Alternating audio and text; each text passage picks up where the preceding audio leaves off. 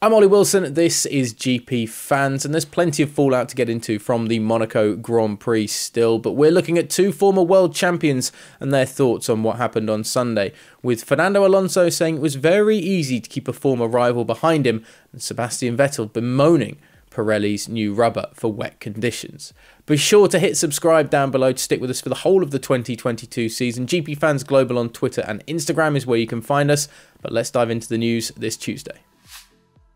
But before we get into all of that, just the breaking news from Red Bull that Sergio Perez has signed a new 2-year contract with the constructor. The deal is a reward for the Mexican's superb start to this current season, with the announcement coming in hot on the heels of his triumph on Sunday at the Monaco Grand Prix. A delighted Perez said, "For me, this has been an incredible week. Winning the Monaco Grand Prix is a dream for any driver, and then to follow that with announcing I will continue with the team until 2024 just makes me extremely happy."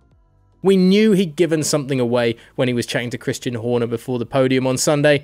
Now it's official, Sergio Perez at Red Bull for another 2 years.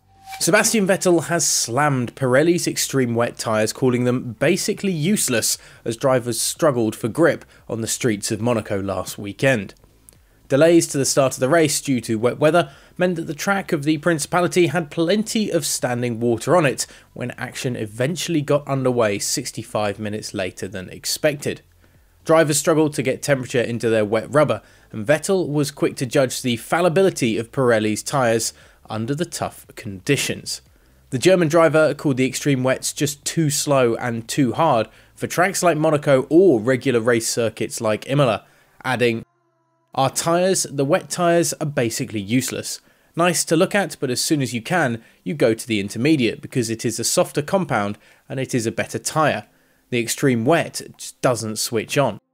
The Aston Martin driver added that although the race delay was acceptable, he could remember the days when cars would have driven in such wet weather without a safety car, before adding, "but not on these tyres."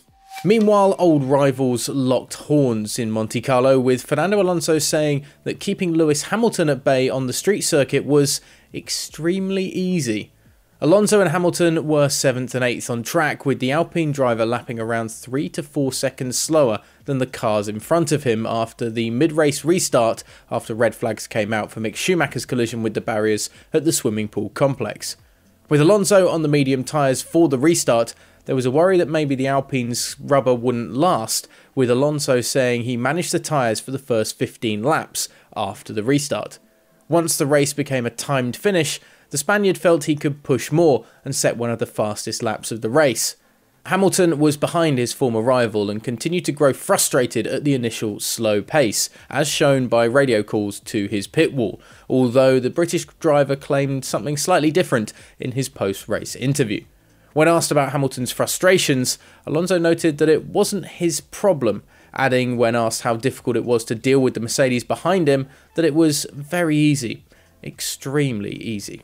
Alonso, you get the feeling, enjoyed holding up Lewis Hamilton as he did in Hungary last year. There's plenty more, of course, in the fallout from the Monaco Grand Prix on GPFans.com, including Toto Wolff saying that Monaco needs to stay on the Formula 1 calendar, and Christian Horner saying that there should be an inquest into the rain-delayed start to the event last Sunday. Let us know your comments, as always, down below, and hit subscribe to stay with us here at GP Fans for the whole of the 2022 season.